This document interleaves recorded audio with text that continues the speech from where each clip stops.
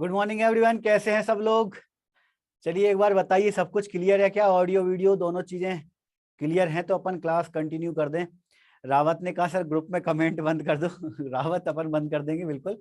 24 घंटे के लिए ही मैंने ओपन किया है ना। लेकिन वो जरूरी भी है, फीडबैक जब तक फीडबैक ना मिले मजा नहीं आता है ना। चलो क्लियर है सब कुछ, बहुत बढ़िया। दिव्यानी ने कह दिया क्लियर है, गोपाल ने कह दिया, अहल्या ने कह दिया है क्लियर है, तो अपन क्लास कंटिन्यू कर सकते हैं। 3-4 लोगों के मैसेज आ गए क्लियर है। बाकी सभी लोगों को क्लियर है ना भाई? अभी 25 हैं, थोड़े कम है, आज संडे है। चलो कोई दिक्कत नहीं। चलो लेते हैं अपन आज की शायरी। क्या है भाई आज की शायरी? आज की शायरी है कि वक्त वक्त पर खुद को बदलना है जिंदगी। वक्त वक्त पर खुद को बदलना है जिंदगी, इस वक्त के सांचे में ढलना है जिंदगी। कल हमारी टीम ने व्हाट्सएप ग्रुप पे आप लोगों के कमेंट के लिए वो कर दिया था भाई, परमिशन दे दी थी, तो बहुत सारे स्टूडेंट के फिर कमेंट आ रहे थे, अपने अपने फीडबैक आ रहे थे, और बहुत अच्छा लगा आप लोगों के फीडबैक देख के कि भाई आप लोग कुछ चेंजेस चाहते हैं, और हमारी कोई भी आप बुराई करते हैं तो इसमें हमको खुशी मिलती है। हमको इसमें कोई बुराई वाली बात नहीं होती कि हम जितना अच्छा कर सकते हैं आपके लिए उतना अच्छा करते हैं, ठीक है।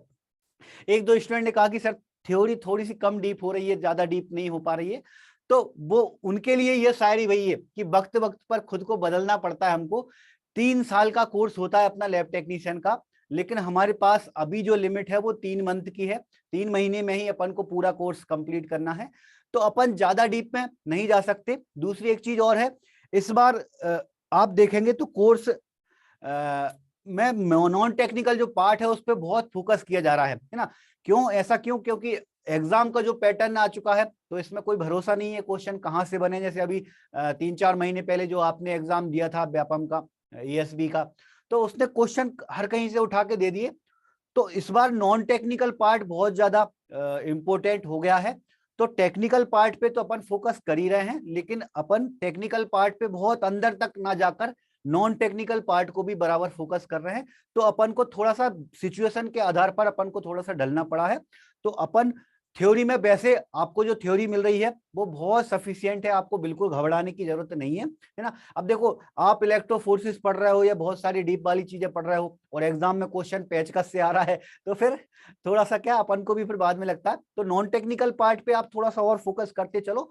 थोड़ा सा आपको वक्त के हिसाब से, इस टाइम के हिसाब से, सिचुएशन के हिसाब से, और जो एग्जाम का जो पैटर्न है उसके हिसाब से बदलना पड़ेगा।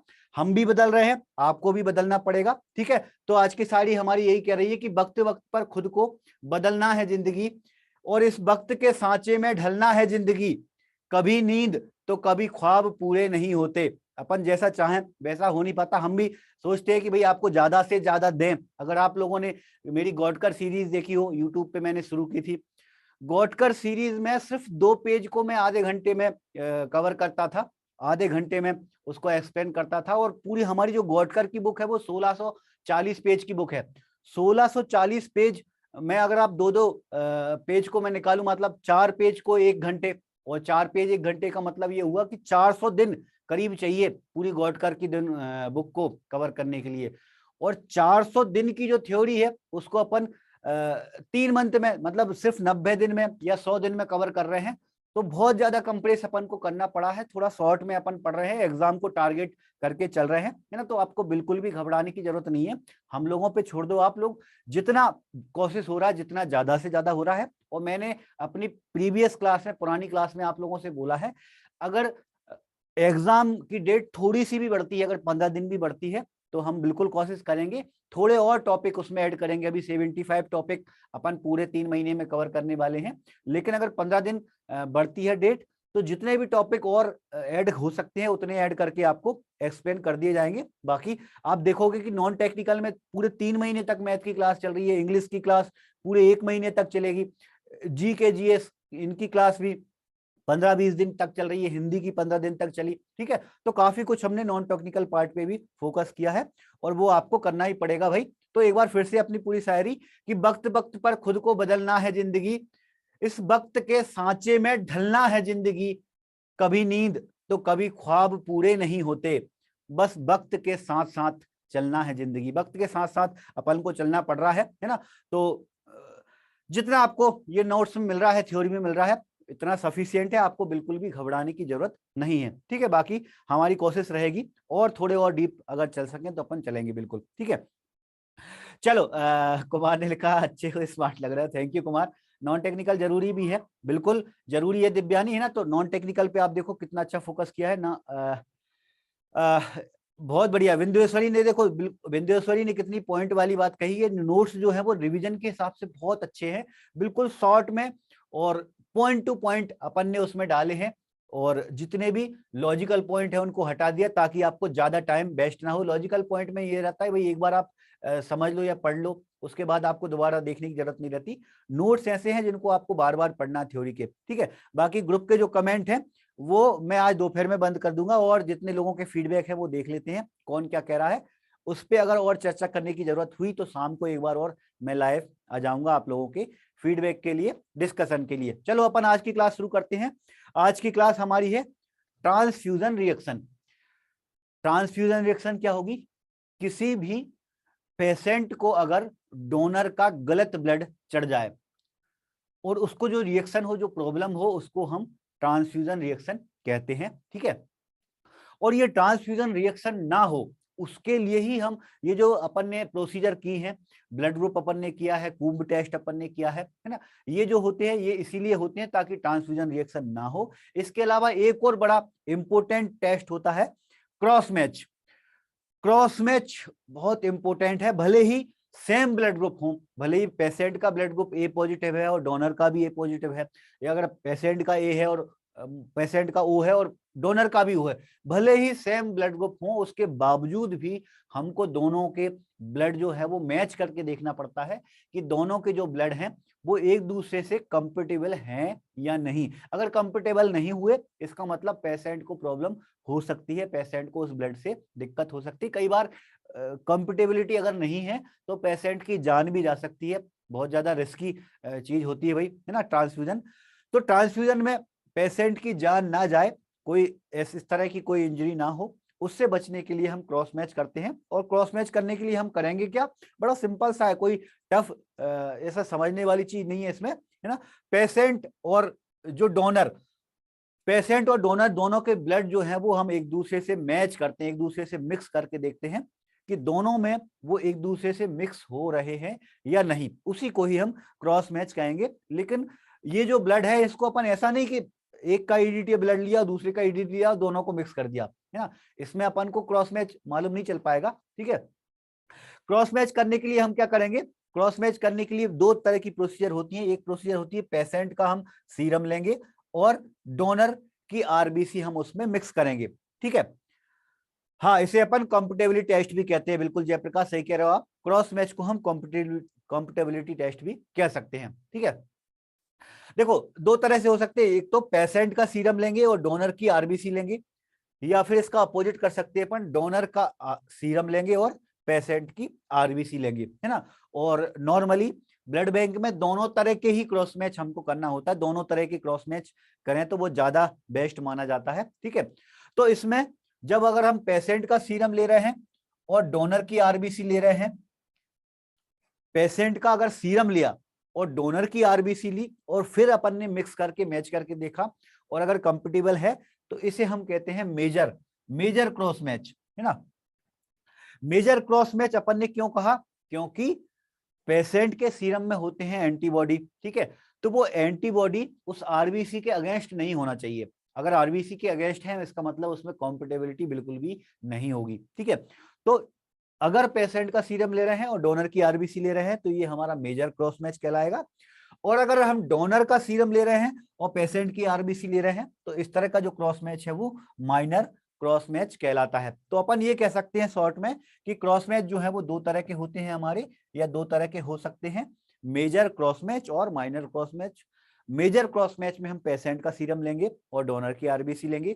माइनर वाले क्रॉस मैच में हम डोनर का सीरम लेंगे और पेशेंट की आरबीसी लेते हैं। ठीक है भाई, और दोनों को मिक्स करके देखेंगे, दोनों अगर कंफर्टेबल हैं तो फिर हम पेशेंट को ब्लड चढ़ा सकते हैं, पेशेंट को ब्लड ट्रांसफ्यूज कर सकते हैं। ठीक, अगर फिर भी कोई ऐसा हुआ कि भाई चढ़ाने के बाद आपने देखा कि क्रॉस मैच तो सही आया था लेकिन उसके बावजूद भी पेशेंट को प्रॉब्लम कभी कभी हो भी जाती है ना, तो क्या क्या रीजन उसके हो सकते हैं उस पर अपन डिस्कस करेंगे। तो ट्रांसफ्यूजन रिएक्शन उसी को ही हम कहेंगे कि किसी पेशेंट को अगर ब्लड ट्रांसफ्यूज कर दिया और ब्लड ट्रांसफ्यूज करने के बाद अगर पेशेंट को प्रॉब्लम होने लगी तो इसे हम कहेंगे ट्रांसफ्यूजन रिएक्शन। जयप्रकाश ने कहा ईडीटीए, बिल्कुल ईडीटीए सैंपल से अपन ये क्रॉस मैच करते हैं, ठीक है।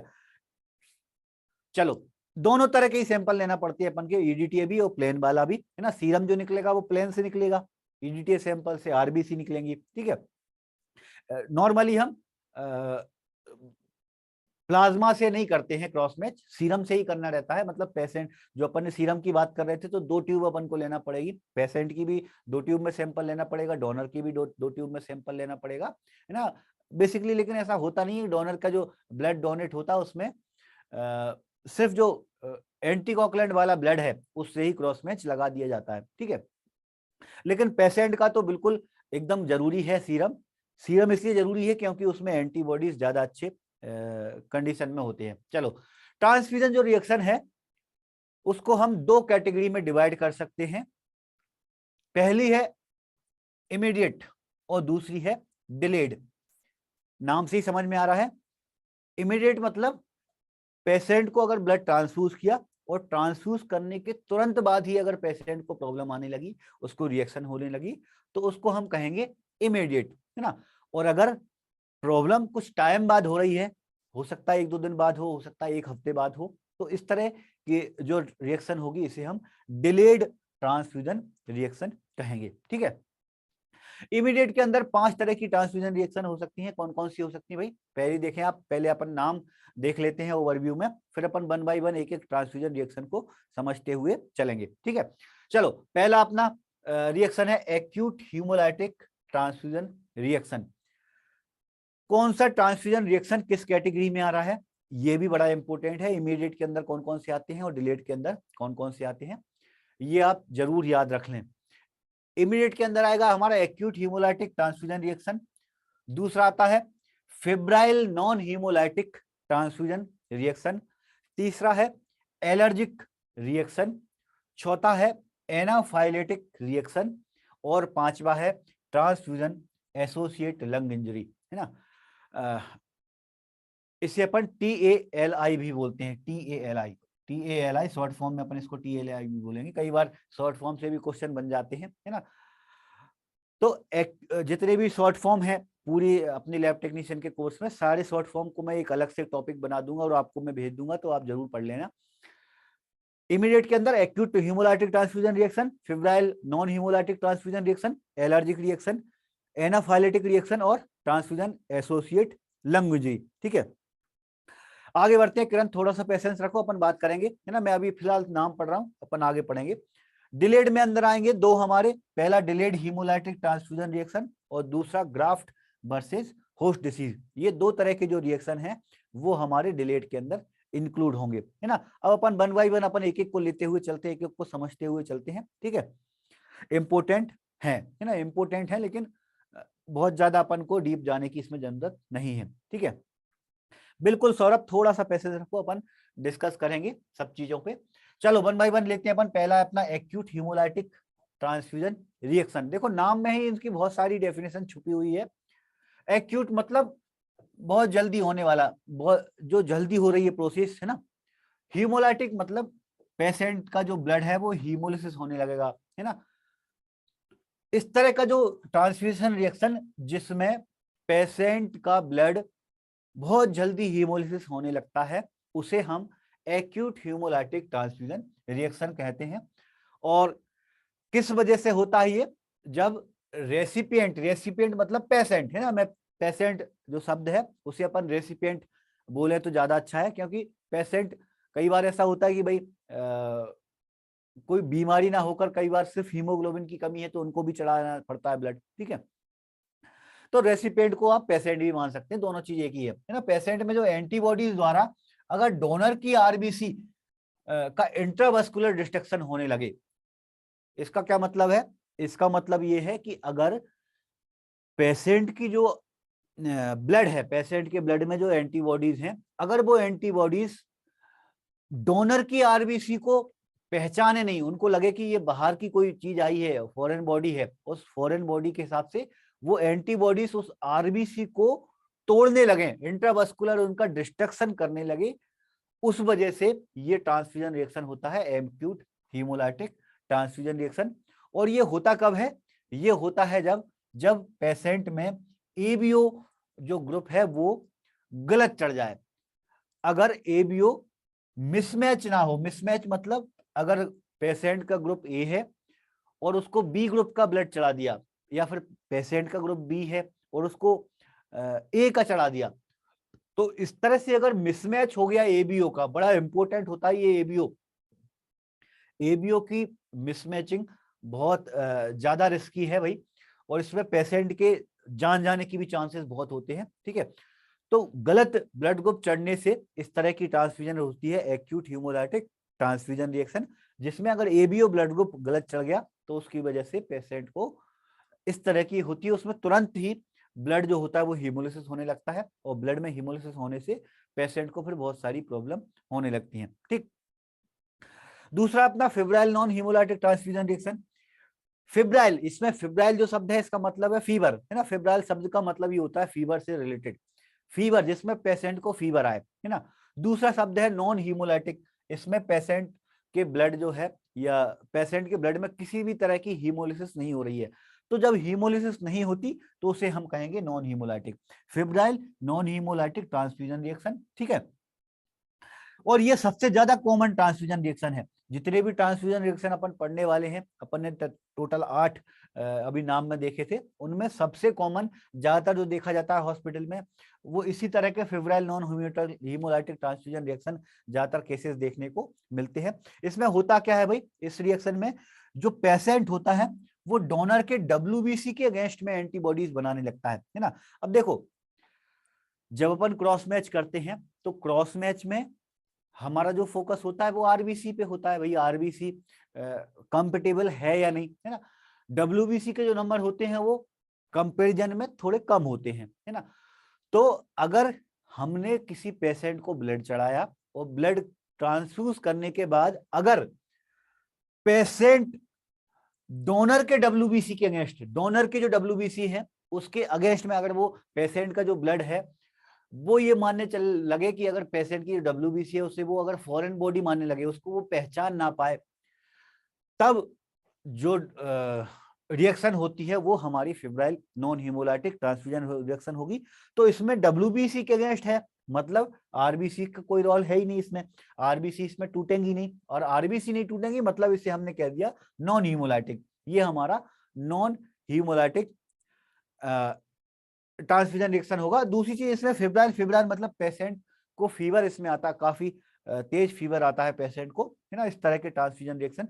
और सबसे कॉमन जो ट्रांसफ्यूजन रिएक्शन है वो यही होता है, पेशेंट के जो एंटीबॉडीज हैं वो डोनर के डब्ल्यूबीसी को नहीं पहचान पाते, और डब्ल्यूबीसी की डोनर के डब्ल्यूबीसी को ना पहचानने की वजह से वो उसके अगेंस्ट में एंटीबॉडीज बनाने लगेंगे, और एंटीबॉडीज बनाने से पेशेंट को क्या होगा, फीवर आने लगेगा, और इसे हम कहेंगे febrile non haemolytic transfusion reaction. ठीक है, आगे बढ़ते हैं। अगला है अपना एलर्जिक ट्रांसफ्यूजन रिएक्शन। देखो, सब कुछ इसके नाम में छुपा है, डेफिनेशन में, कि कौन सी ट्रांसफ्यूजन में क्या हो रहा है। यहां पर लिखा है एलर्जिक, मतलब पेशेंट को एलर्जी हो रही है इसमें, है ना। ऐसा ट्रांसफ्यूजन रिएक्शन जिसमें पेशेंट को एलर्जी हो रही है ना। और ये वाला जो ट्रांसफ्यूजन रिएक्शन है ये second most common transfusion reaction है। मतलब हॉस्पिटल के अंदर ट्रांसफ्यूजन रिएक्शन के जो केसेस आते हैं उसमें सबसे ज्यादा केसेस आते हैं फिब्राइल के, और दूसरे नंबर पे जो केसेस आते हैं वो आते हैं एलर्जिक के। Allergic transfusion reaction second most common transfusion reaction है। और होता क्या है इसमें, इस रिएक्शन में पेशेंट डोनर के प्लाज्मा प्रोटीन के अगेंस्ट में एंटीबॉडीज बनाने लगता है। देखो, तीनों जो ट्रांसफ्यूजन रिएक्शन है तीनों बिल्कुल अलग अलग तरह की है। पहला, सबसे पहले अपन ने पढ़ा वो आरबीसी के ही अगेंस्ट बन रही थी भाई। दूसरा अपन ने पढ़ा वो डब्ल्यूबीसी के अगेंस्ट में बन रहा था। तीसरे नंबर पे क्या आंसर आ गया, जो डोनर का प्लाज्मा प्रोटीन है उस प्लाज्मा प्रोटीन के अगेंस्ट में अगर एंटीबॉडीज बनने लगे पेशेंट के ब्लड में, पेशेंट के ब्लड में अगर डोनर के प्लाज्मा प्रोटीन के अगेंस्ट में अगर एंटीबॉडी बनने लगे, तो पेशेंट को एलर्जी होने लगेगी, एलर्जी वाली प्रॉब्लम होने लगेगी, तो इस तरह की जो ट्रांसफ्यूजन रिएक्शन है उसे हम एलर्जिक ट्रांसफ्यूजन रिएक्शन कहते हैं। ठीक है, आगे बढ़ते हैं अपन। अगला है अपना एनाफाइलेटिक रिएक्शन। एनाफाइलेटिक रिएक्शन बहुत रेयर रिएक्शन होती है, सबसे कम केसेस जो होते हैं वो एनाफाइलेटिक रिएक्शन के ही होते हैं। ठीक है, इसमें क्या होता है, इसमें ऐसे पेशेंट में ये रिएक्शन होती है जिसमें आईजीए डेफिशिएंट है, आईजीए की कमी है, जिसमें आईजीए की कमी हो उसमें इस तरह की रिएक्शन होती है ना। और उसमें होता क्या है, इसमें एंटी आईजीए एंटीबॉडी जो होती है वो डोनर प्लाज्मा में आईजीए के साथ रिएक्ट करने लगती है ना। थोड़ा सा समझना इसको।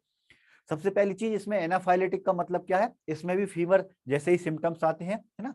एनाफाइलेटिक मतलब फीवर जैसे सिम्टम्स आना। ठीक है, कोई पेशेंट में अगर आईजीए एंटीबॉडी की कमी हो, है ना, एंटीबॉडी हमारी 5 तरह की होती है, ये अपन माइक्रोबायोलॉजी में डिस्कस करेंगे, आईजीएम, आईजीए, आईजीजी, है ना, आईजीई, आईजीई और आईजीडी, इस तरह से 5 तरह की एंटीबॉडी होती है। उसमें आईजीए एंटीबॉडी जो होती है, अगर ये एंटीबॉडी किसी पेशेंट में कम है, तो कम होने की वजह से क्या होगा, जब डोनर का ब्लड उसको ट्रांसफ्यूज किया तो उसके एंटीबॉडीज को वो फॉरेन पार्टिकल समझने लगेगा, है ना।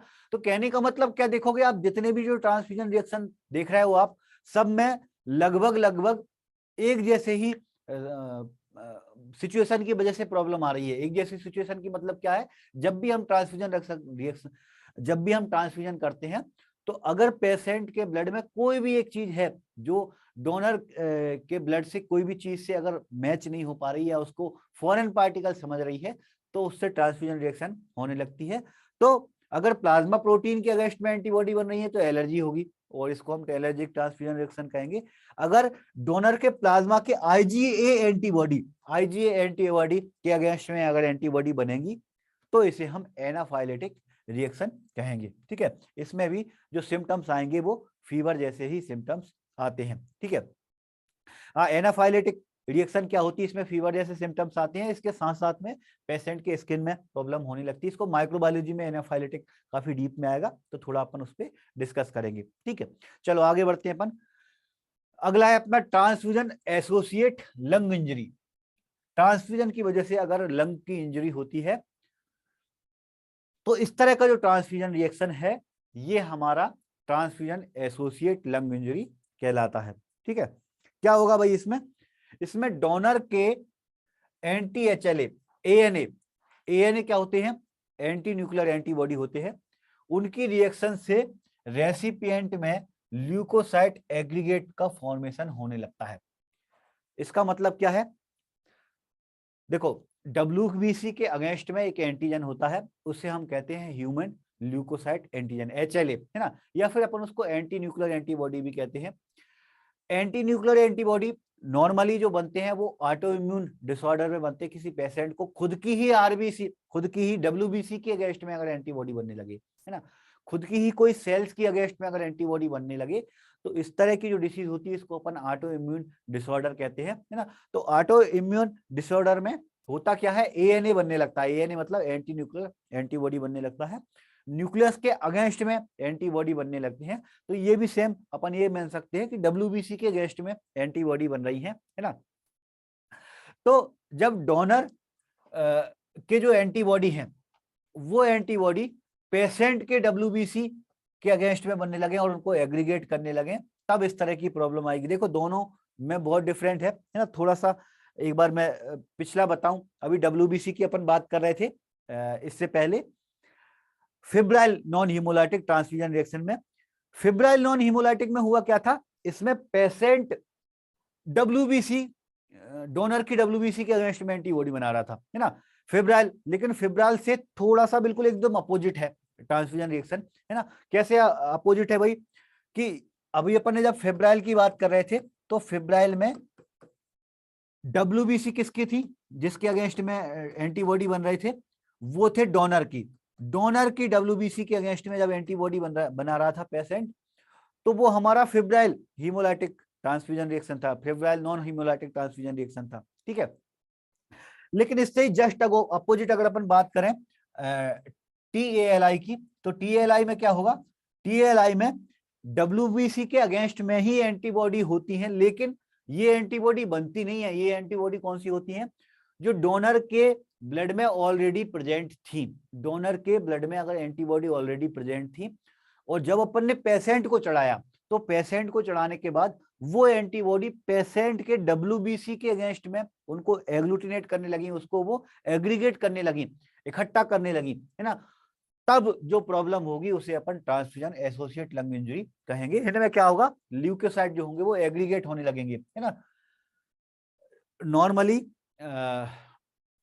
डब्ल्यूबीसी के अगेंस्ट मतलब आरबीसी जो होते हैं वो एग्लूटिनेट होते हैं नॉर्मली, अपन देखते हैं जब भी एंटीजन एंटीबॉडी की रिएक्शन होती है।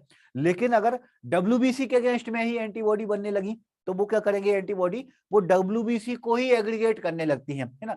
जो पेशेंट को ऑटोइम्यून डिसऑर्डर होता है, वो ऑटोइम्यून डिसऑर्डर में होता क्या है, खुद की ही जो सेल्स हैं उसके अगेंस्ट में एंटीबॉडी बनने की वजह से खुद की जो सेल्स हैं वो एग्रीगेट होने लगती हैं। लेकिन यहाँ पर क्या हो रहा है, यहाँ पर ये हो रहा है कि जब डोनर का ब्लड किसी पेशेंट में चढ़ाया तो डोनर के ब्लड में जो एंटीबॉडी थी वो एंटीबॉडी अगर पेशेंट की डब्ल्यूबीसी को एग्रीगेट कर रही हैं और एग्रीगेट करके उनको एग्लूटिनेट कर रही हैं, तो इस तरह के एग्रीगेशन के फॉर्मेशन से होगा क्या, इस तरह के जो एग्रीगेट बन रहा है उससे पल्मोनरी के जो वस्कुलेचर हैं उनमें डिपॉजिट बनने लगता है। मतलब हमारी जो लंग्स के पास में जो छोटी छोटी ब्लड वेसल्स है ना, उनको अपन वस्कुलेचर कहते हैं, पल्मोनरी वस्कुलेचर कहते हैं। कौन से, जो हमारे एल्वुलाई के पास है ना। देखो भाई, हम जो सांस लेते हैं, जो हम ऑक्सीजन लेते हैं और कार्बन डाइऑक्साइड छोड़ते हैं, वो एल्वुलाई के थ्रू छोड़ते हैं और लेते हैं, है ना। तो एल्वुलाई के पास में जो बहुत बारीक ब्लड वेसल्स होती हैं वो हमारी वस्कुलेचर कहलाती हैं। अब वो इतनी बारीक होती है कि उनमें अगर जरा सा भी क्लॉट फंस गया, जरा सा भी कुछ जमा हो गया तो वो फिर जाम हो जाती है ना।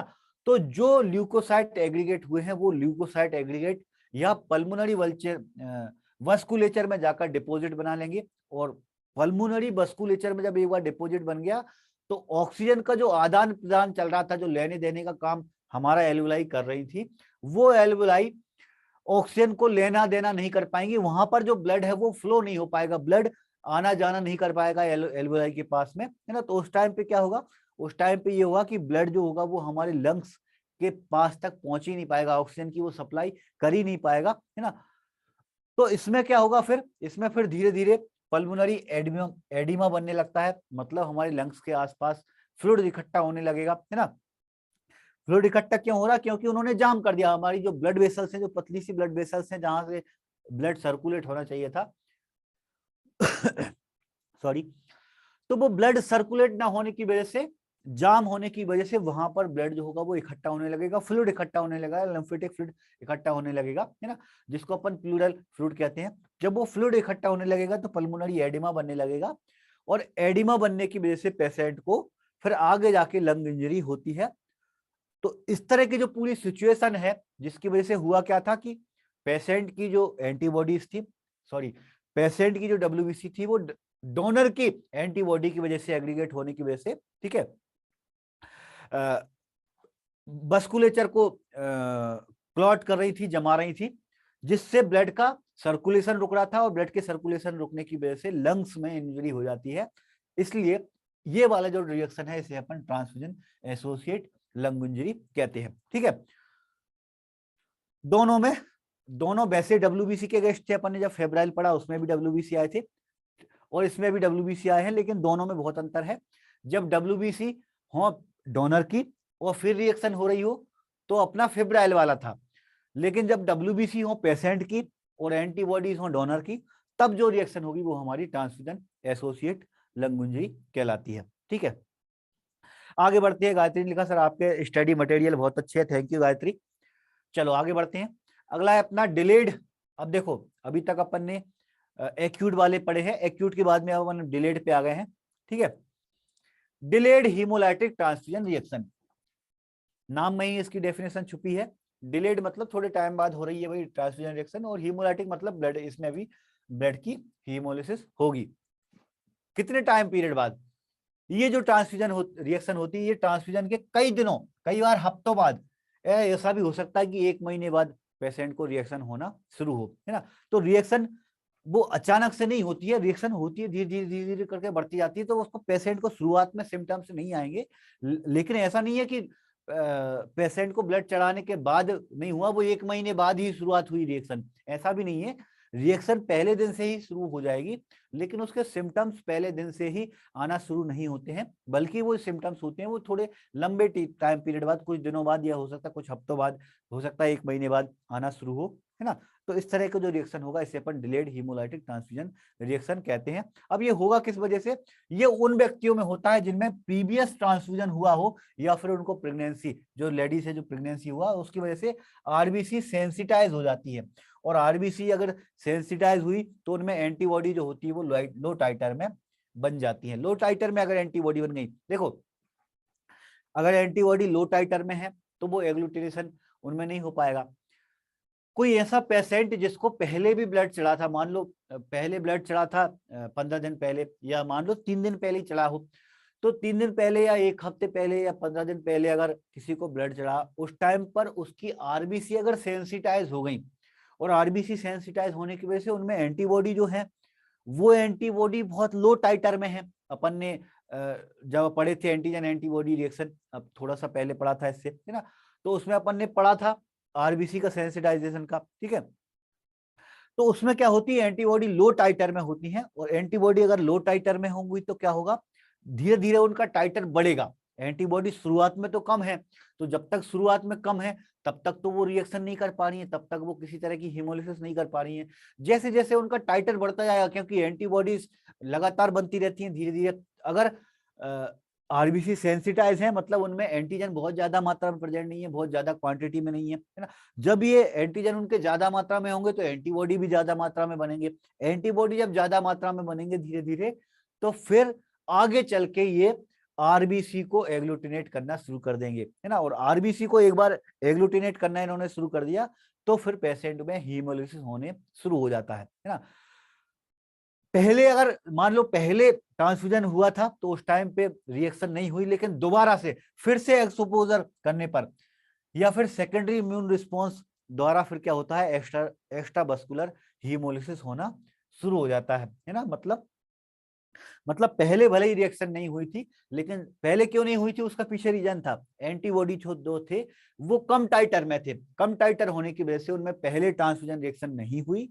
लेकिन एक टाइम पीरियड बाद जब वो एंटीबॉडीज की संख्या बढ़ जाती है, तो वो संख्या जब इतनी बढ़ जाती है कि वो पेशेंट के ब्लड को में आरबीसी को एग्लूटिनेट करने लगते हैं, आरबीसी में हीमोलिसिस करने लगते हैं, तब जो रिएक्शन होगी उसे ही अपन डिलेड हीमोलाइटिक ट्रांसफ्यूजन रिएक्शन कहेंगे, ठीक है।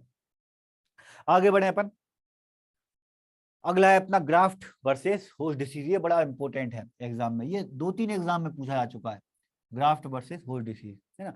देखो थ्योरी में जब भी कोई अलग से नाम होते हैं, जो कोई स्पेशल से नाम आप पढ़ने को देखने को मिलते हैं, वो जो नाम होते हैं वो एग्जाम के लिए बहुत इंपॉर्टेंट होते हैं, है ना। जैसे अपन ने जब अपन एनाटॉमी फिजियोलॉजी पढ़ रहे थे तो किसी के नाम कुछ थे, जैसे माइटोकॉन्ड्रिया को अपन वो बोलते हैं, क्या बोलते हैं माइटोकॉन्ड्रिया को, एनर्जी का बोलते हैं ना, प्रोडक्शन हाउस, है ना, एनर्जी प्रोड्यूस करती है।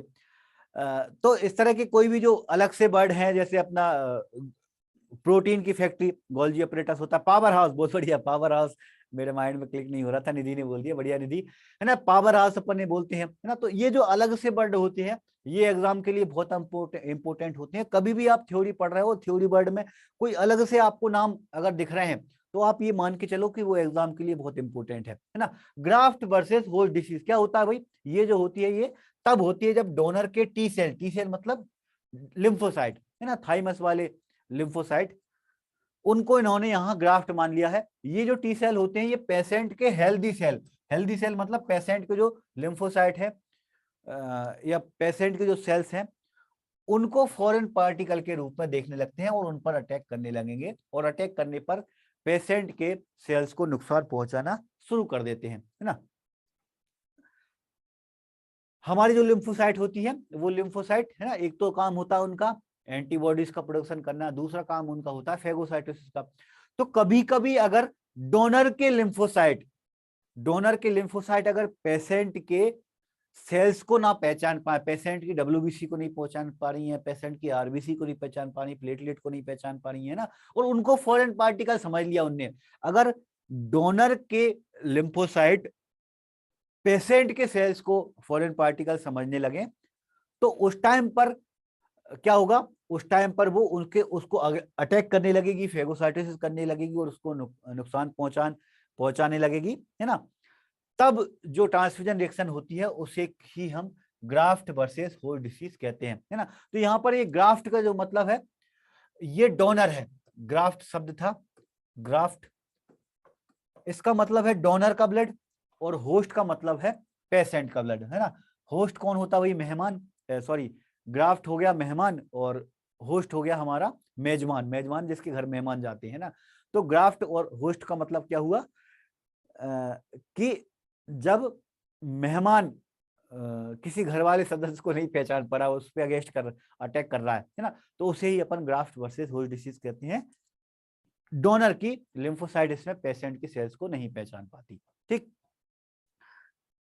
तो ये था हमारा ट्रांसफ्यूजन रिएक्शन भाई, बड़े शॉर्ट में अपन ने डिस्कस किया। ट्रांसफ्यूजन रिएक्शन से कभी भी बहुत ज्यादा डीप क्वेश्चन कभी नहीं बनेंगे। नॉर्मली ब्लड बैंक की जो प्रोसीजर होती है, जो अपन ने शुरुआत में डिस्कस की, ये बड़ी इंपॉर्टेंट है। ब्लड ग्रुप बहुत ज्यादा इंपॉर्टेंट है और ब्लड बैंकिंग बहुत ज्यादा इंपॉर्टेंट है। ट्रांसफ्यूजन रिएक्शन अपन ने जो डेफिनेशन पढ़ी है, इतना ही आपके लिए सफिशिएंट है ना। बाकी देखो, गायत्री का एक मैसेज है कि सर एलोग्राफ, ऑटोग्राफ, जीनोग्राफ, इनको टेबल बना दो आप, ठीक है। तो अगर इस तरह की कोई चीजें हैं तो मैं अलग से इंक्लूड करके आपको भेज दूंगा, ठीक है। बाकी अब आपको इतना ज्यादा डीप जाने की जरूरत नहीं पड़ती है। ऑर्गन ट्रांसप्लांट में क्या होता है, निधि ने पूछा है। तो निधि, ऑर्गन ट्रांसप्लांट में जैसे किसी की पेशेंट की किडनी खराब हो गई है, तो किडनी फिर किसी दूसरे डोनर की किडनी उसको डाल दी जाती है ना। तो उसमें भी फिर दोनों का ब्लड ग्रुप मैच किया जाता है कि दोनों का ब्लड ग्रुप मैच है या नहीं है, तो वो हमारा किडनी ट्रांसप्लांट कहलाता है ना।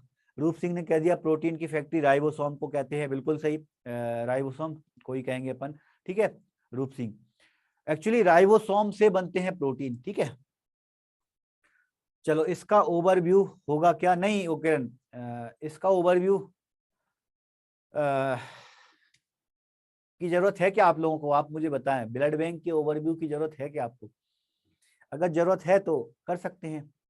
कपिल ने कह दिया है न्यूक्लियस, हाँ न्यूक्लियोलस, न्यूक्लियोलस जो होता है वो प्रोटीन की फैक्ट्री कहलाता है ना। और क्यों कहलाता है, क्योंकि वो उससे पहले राइबोसोम बनते हैं और राइबोसोम से आगे जाके प्रोटीन बनते हैं, है ना। बढ़ गया। हाँ एमसीक्यू बस सफिशिएंट है, राखी ने क्या जरूरत है।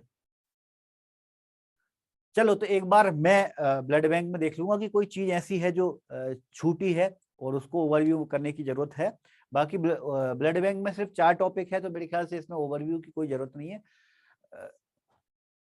कुछ ऐसा लगता है मुझे कि ओवरव्यू होना चाहिए, तो मैं आपको शाम को एक वैसे डाल दूंगा कि इसको ओवरव्यू की क्लास होगी, है ना। व्हाट्सएप ग्रुप में आपको नोटिफाई कर दूंगा कि ओवरव्यू की क्लास होगी या नहीं होगी। बाकी मेरे हिसाब से ओवरव्यू की क्लास की जरूरत है नहीं है इसकी, ठीक है। फिर भी एक बार शाम तक और मैं डिसीजन ले लूंगा, ठीक है।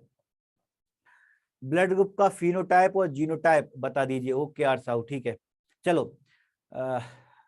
फिनोटाइप और जीनोटाइप में थोड़ी देर में डिस्कस करता हूँ, उससे पहले मैं एक दो लोगों और जो मैसेज आए हैं उनको देख लेता हूँ, ठीक है। तो जरूरत है, बोन मैरो ट्रांसप्लांट कैसे करते हैं?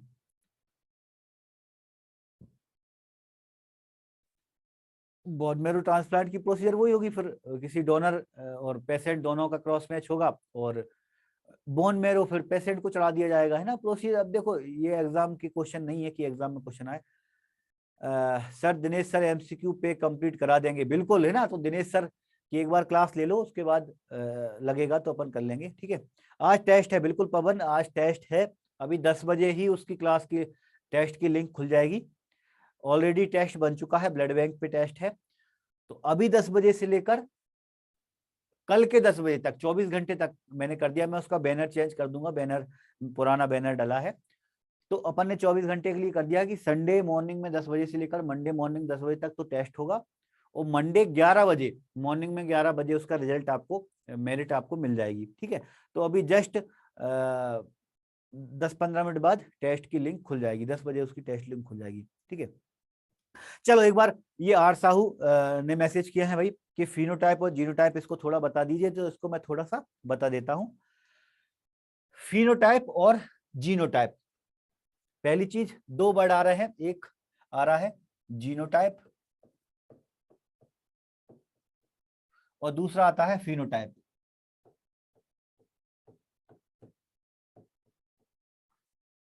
जीनोटाइप का मतलब क्या होता है? किसी भी पर्सन का जेनेटिक मेकअप, वो उसका जीनोटाइप कहलाता है ना। और उसके में जो करेक्टर दिखते हैं वो उसका फिनोटाइप कहलाता है ना। दोनों चीजें बिल्कुल, जो जीन में है वो जीनोटाइप, जो दिख रहा है वो फिनोटाइप। ठीक, अब यहां पर ब्लड ग्रुप में जीनोटाइप और फिनोटाइप का मतलब क्या है? किसी भी पर्सन का जब ब्लड ग्रुप ए होता है, ए होता है, तो उसमें जो जीन होते हैं वो दो जीन होते हैं। कौन कौन से जीन? एक होता है ए जीन और दूसरा होता है ओ जीन। दो जीन से मिलकर उसका ए ग्रुप बना है। ऐसा क्यों? किसी का ग्रुप अगर ए है तो उसमें दो जीन कैसे हो गए? ए और जीन और ओ जीन कैसे हो गए, है ना?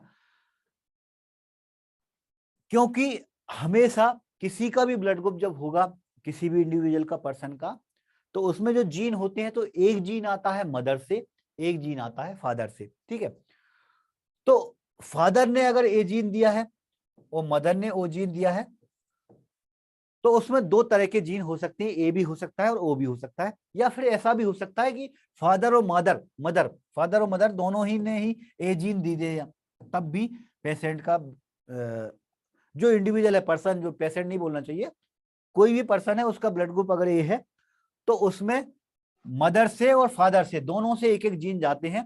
तो उसमें दो पॉसिबिलिटी हो सकती है, या तो फादर ने भी ए जीन दिया, मदर ने भी ए जीन दिया, और बच्चे में जब जो जीन पहुंचे तो वो ए करके जीन पहुंच गए। दूसरा, फादर ने ए जीन दिया और मदर ने ओ जीन दिया, उस टाइम पे क्या होगा? उसमें जो जीन होंगे वो ओ ए के होंगे और ओ के होंगे, लेकिन ब्लड ग्रुप ए ही होगा। ऐसा क्यों? ओ ग्रुप क्यों नहीं हो सकता उसका? अगर ओ जीन गया है तो ओ ग्रुप क्यों नहीं होगा? इसके पीछे रीजन है, ओ जो जीन होता है वो रिसेसिव होता है। रिसेसिव, रिसेसिव मतलब ये पीछे हट जाता है। रिसेसिव की हिंदी होती है पीछे हटना। ए जो होता है वो डोमिनेंट होता है। डोमिनेंट मतलब होता है प्रभावी। डोमिनेंट की हिंदी मतलब होता है प्रभावी। प्रभावी का मतलब ये है कि भाई मैं इसको समझाने के लिए बोलता हूँ, ये ताकतवर है, ये कमजोर है। तो जब किसी पर्सन में दोनों ही जीन है तो ए जीन जो होगा वो ज्यादा प्रभावी होगा, और ज्यादा प्रभावी होने की वजह से उस पर्सन का जो ब्लड ग्रुप होगा वो ए होगा। ठीक है, सेम कंडीशन बी पे भी पहुंचेगी। अगर बी में ऐसा हुआ, किसी एक फादर या मदर से ओ जीन पहुंचा है और दूसरे फादर मदर में से किसी एक पर्सन से अगर ए बी जीन पहुंचा है ना। दूसरी कंडीशन फिर देखो आप, बी, किसी पर्सन का ग्रुप अगर बी है तो बी ग्रुप की दो पॉसिबिलिटी हो सकती है जीनोटाइप की। क्या क्या पॉसिबिलिटी हो सकती है भाई? इसमें फादर और मदर दोनों से जीन पहुंचेंगे, है ना। तो अगर फादर से बी जीन पहुंचा है और मदर से ओ जीन पहुंचा है, तब भी जो पर्सन है उसका ब्लड ग्रुप बी ही रहेगा। क्यों रहेगा बी? क्योंकि जो बी जीन होता है वो डोमिनेंट होता है, ओ जीन जो होता है वो रिसेसिव होता है। तो जो ब्लड ग्रुप उसका बी है ये उसका कहलाएगा फिनोटाइप। फिनोटाइप अपन ने क्यों बोला है? क्योंकि जब अपन उसका ब्लड ग्रुप लगाएंगे तो अपन को ब्लड ग्रुप में मालूम नहीं चल पाएगा कि उसमें ओ जीन है या नहीं है। जो कैरेक्टर अपन देख सकते हैं, जो कैरेक्टर देख सकते हैं वो अपने फिनोटाइप कहलाते हैं। तो अपन ब्लड ग्रुप में ये कैरेक्टर देख सकते हैं, पेशेंट का ये ब्लड ग्रुप मालूम कर सकते हैं उसका ए ग्रुप है या बी ग्रुप है। कैसे कर सकते हैं? अपन ब्लड ग्रुप लगाएंगे भाई, ब्लड ग्रुप में अगर बी आ गया तो बी है, ए आया तो ए है ना। तो जो कैरेक्टर दिख रहा है मतलब ये दिख रहा है, तो इसे अपन कहेंगे फिनोटाइप। मतलब किसी पर्सन का अगर ब्लड ग्रुप बी है तो उसका फिनोटाइप जो होगा वो बी होगा। लेकिन जीनोटाइप उसका बीबी भी हो सकता है, बीबी भी हो सकता है, या फिर बी ओ भी हो सकता है। इसका मतलब क्या है? उसमें या तो ओ जीन और बी जीन दोनों प्रेजेंट है, या फिर उसमें दोनों जो जीन है वो बी जीन है। ठीक है, तो ये जो जीन है उसका जेनेटिक जो मेकअप है ये कहलाता है उसका जीनोटाइप। जीनोटाइप, ठीक है। तो किसी भी पर्सन का जीनोटाइप का मतलब ये है कि उसके फादर और मदर से जो जीन आए हैं उसके बॉडी में, तो उसके ब्लड में, वो उसका जीनोटाइप कहलाएगा। लेकिन वो जीन की वजह से कौन सा ब्लड ग्रुप बन रहा है वो उसका फिनोटाइप कहलाएगा। ठीक है, तो पर्सन के जब फिनोटाइप की बात करते हैं तो फिनोटाइप में अपना ए बी और ए बी या फिर ओ, ये चार अपनी पॉसिबिलिटी हो सकती हैं।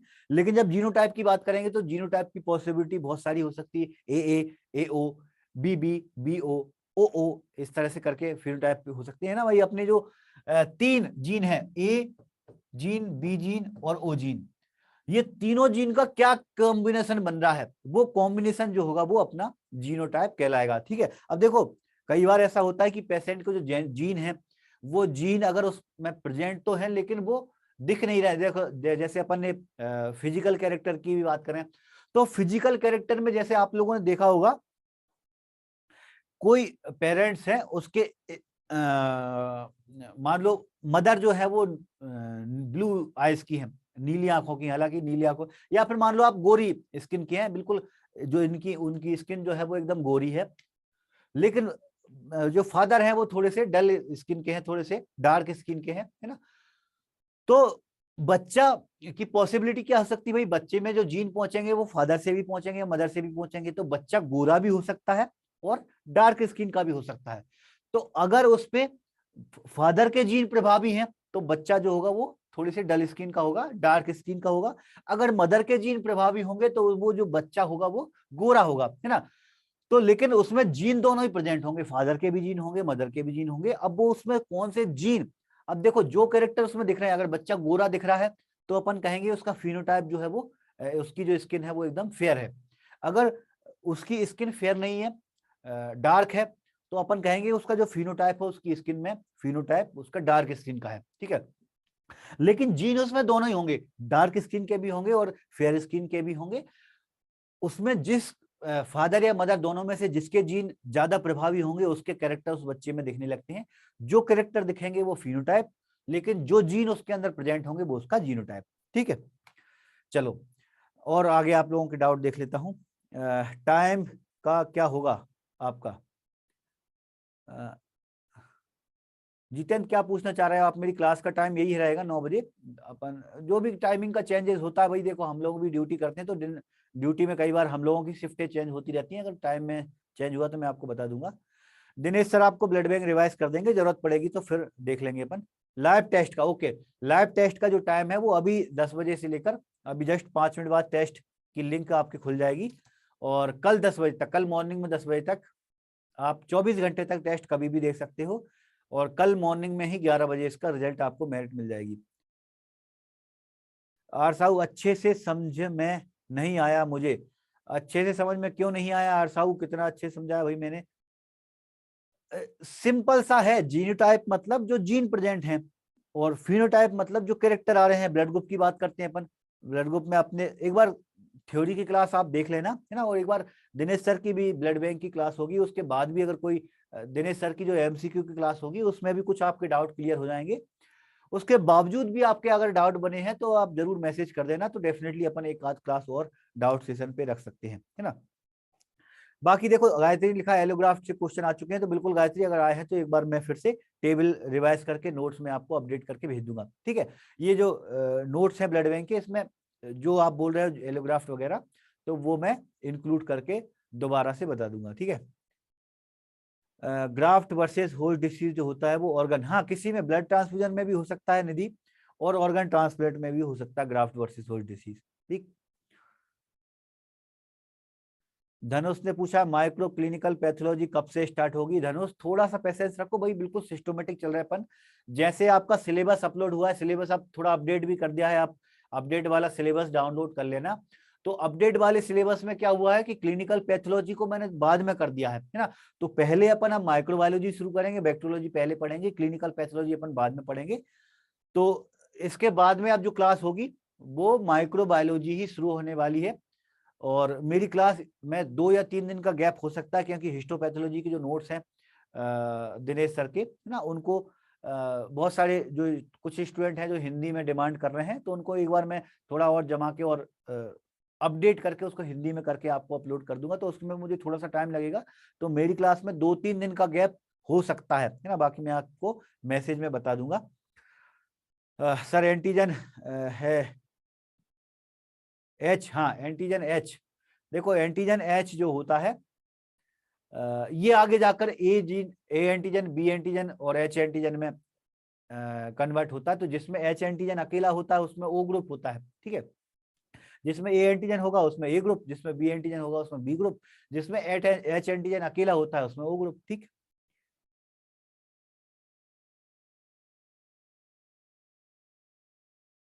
सर किसी बुक में जीनोटाइप आई से शो करते हैं, कौन सी बुक है सौरभ, भेज देना मुझे। अ,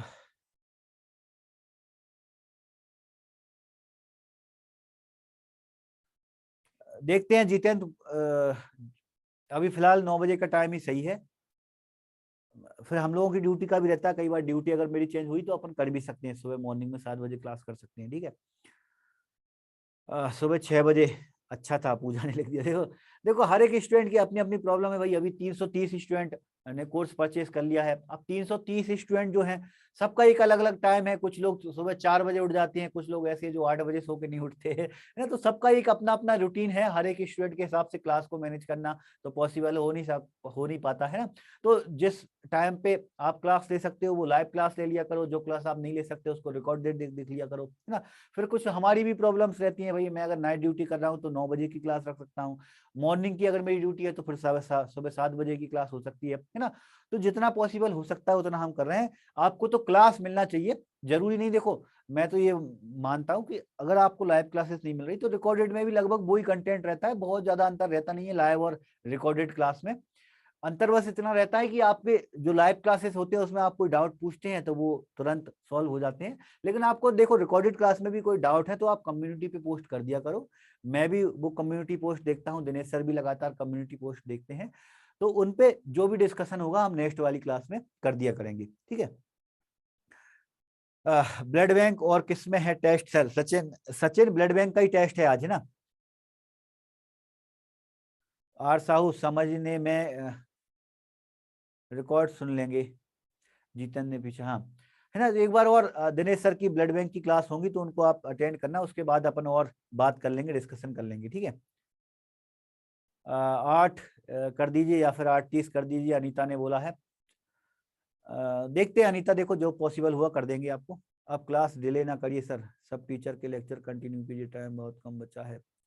बिल्कुल रावत, कोई डिले नहीं हो रही है भाई, क्लास थोड़ा बहुत 1-2 दिन का जो गैप होता है, देखो जैसे कल क्लास नहीं हुई तो मैंने बोल दिया कि आज क्लास होगी, तो है ना, तो कल का गैप को आज की भरपाई होगी, तो डिले आपकी बिल्कुल नहीं हो रही है। बहुत अच्छे सिस्टमेटिक तरीके से क्लास चल रही है, आपको बिल्कुल भी घबराने की जरूरत नहीं है, वो बहुत अच्छा अपन ने कवर कर भी लिया है। अभी आप देखोगे तो क्लिनिकल पैथोलॉजी और माइक्रोबायोलॉजी, सिर्फ ये 2 सब्जेक्ट ही हमारे बचे हैं, बाकी सब कुछ अपना कवर हो चुका है भाई। कितना अच्छा चल रहा है अपना कोर्स, है ना। अब बीच में एक आध दो दिन के छुट्टियां जो गैप होती हैं उनकी हमारी भरपाई होती भी है, तो उसमें आपको घबराने की जरूरत नहीं है, हमारी तरफ से बहुत अच्छा चल रहा है कोर्स। 1 महीने में आपका सब कुछ हो जाएगा, बिल्कुल चिंता मत करो, हो भी सकता है 15 दिन और डेट बढ़े एग्जाम की, ठीक है। चलो वो पुराना चैट था, ओके। एंटीजन ही बता दो सर। किरण एक बार आप क्लास देखना, एंटीजन एंटीबॉडी पे अपन ने डिस्कशन किया है, एंटीजन एंटीबॉडी अपने माइक्रोबायोलॉजी में भी डिस्कस होंगे, है ना। तो एक बार आप प्रीवियस क्लास जो रिकॉर्डेड क्लास है वो देख लेना। 7 बजे ब्रजेंद्र, कोशिश कर देखो, हर एक स्टूडेंट के हिसाब से क्लास नहीं हो पाती, देखो थोड़ा हम लोगों का भी प्रॉब्लम रहती है, हो सकता है तो कर देंगे, ठीक है। माइक्रो स्टार्ट तो कर ही रहे हैं विंदेश्वरी, बिल्कुल। पंकज ने लिखा है ओल्ड पेपर हो तो रहे डाउनलोड, मैं खुद देखता हूँ पंकज, मैंने खुद एक स्टूडेंट की तरह से कोर्स परचेज कर रखा है, तो मैं खुद भी देखता रहता हूँ कि वो डाउनलोड हो रहे हैं कि नहीं हो रहे हैं, शेयर हो रहे हैं कि नहीं हो रहे हैं। तो डाउनलोड हो सारे के सारे जो है वो डाउनलोड हो रहे हैं तब। और फिर भी आपको अगर इशू आते, किसी भी स्टूडेंट को अगर कोई भी इशू आता है तो क्लासेस का एक पर्सनल नंबर है 6266313535, इस नंबर पे आप डायरेक्ट कॉल कर दिया करो, दिन में 10 से लेकर 4 बजे तक, इस टाइम के दौरान आप बीच में कॉल कर दिया करो। आपको जो भी प्रॉब्लम्स है, मेरी मैनेजमेंट टीम है, हमारी मैनेजमेंट टीम जो है वो उसको सॉल्व कर देगी, अगर उनसे नहीं बनती है तो फिर मैं बैठा हूँ, है ना, तो बिल्कुल अपन सॉल्व कर लेंगे। कोई भी नोट्स आपको अगर डाउनलोड नहीं हो रहे हैं, शेयर नहीं हो पा रहे हैं, तो फिर आपको डायरेक्ट व्हाट्सएप भी कर सकते हैं हम लोग, है ना। हालांकि डाउनलोड अगर हो जाए तो ज्यादा अच्छा है। RH का जीनोटाइप क्या होगा, पुतिन ने पूछा है। RH का जीनोटाइप वही होगा पुतिन, है ना। देखो RH में पॉसिबिलिटी कम बनती है, या तो नेगेटिव होगा या पॉजिटिव होगा, है ना। धनुष 6 या 7 बजे बहुत सही है मॉर्निंग। 6-7 बजे देखते हैं भाई, है ना। पूजा खरे ने लिखा है सर इंग्लिश की क्लास चेंज कर दीजिए, आपकी 6 बजे की ले लीजिए। सबके टाइम, अब मॉर्निंग में 6 बजे 7 बजे मैं क्लास रखता हूँ तो बहुत कम स्टूडेंट आते हैं, करीब 25-26 स्टूडेंट रह जाते हैं ना, तो भाई इसका मतलब ये है कि मॉर्निंग में ज्यादा लोग आ नहीं पाते। 9 बजे ही ठीक है ना, बाकी फिर और देख लेंगे, ठीक है। चलो, तो मेरे ख्याल से आज इतना ही, टाइम का कोई इशू नहीं है। हाँ, रूप सिंह ने लिखा टाइम का कोई इशू नहीं। हाँ बहुत बढ़िया, यही सोच होना चाहिए, टाइम का इशू नहीं, आपको जो जैसी क्लास मिल रही है रिकॉर्डेड देख लिया करो आप लोग, है ना। सर मेरे को नहीं मिले, बिंदुएश्वरी ऐप पे अपलोड है ओल्ड पेपर, आप ऐप से जाके डाउनलोड कर लेना, ठीक है। प्रीवियस पेपर 2016, दिनेश डाले तो है मैंने, प्रीवियस पेपर 2016 का ESIC का पेपर मैंने डाला है। व्यापम का जो एग्जाम हुआ था वो 2017 में हुआ था, तो व्यापम का जरूर अभी अपलोड नहीं हुआ है। और वो अपलोड क्यों नहीं हुआ है, क्योंकि अभी जो हमारे पास पेपर है वो किसी स्टूडेंट के हैं, तो एक बार मैं उनकी जो पेपर है उनकी अलग से टाइपिंग कराता हूँ, और टाइपिंग कराने के बाद में फिर बाद में अपलोड करता हूँ, तो थोड़ा सा उसमें टाइम लग रहा है, वो भी 1-2 दिन में हो जाए। जो जो पेपर बचे हैं, 2-3 पेपर बचे हैं अपने व्यापम के 2017 और 22 के बचे हैं, वो भी 1-2 दिन के अंदर अपलोड हो जाएंगे। चलो, पुतिन ने लिख दिया रात में ही क्लास ले लेंगे, बहुत बहुत बढ़िया। दिनेश ने लिखा दूसरे। दिनेश क्या बोल रहे हो आप, दूसरे का मतलब क्या है।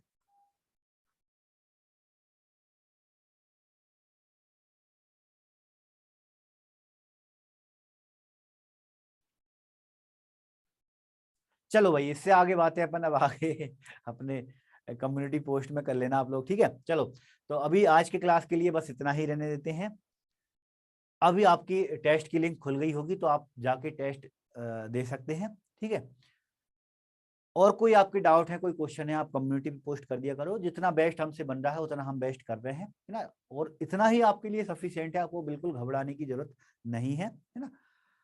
Thank you everyone. चलो, रूप सिंह ने फिर लिख दिया अच्छा पढ़ा पढ़ा रहे हो, थैंक यू रूप सिंह, है ना। चलो, तो मिलते हैं अपन कल, तब तक के लिए मुझे इजाजत दें, गुड बाय, जय हिंद।